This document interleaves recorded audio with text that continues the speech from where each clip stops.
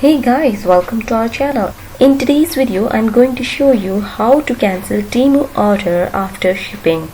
So let's get right into it.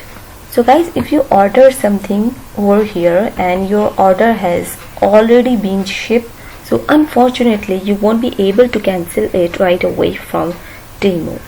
Because your order has already been shipped, what you can do instead of this, wait for them to be shipped. So wait for it to be arrive. So once you get the order, then what you have to do is you have to go on your orders, and then in your orders you will see refund option.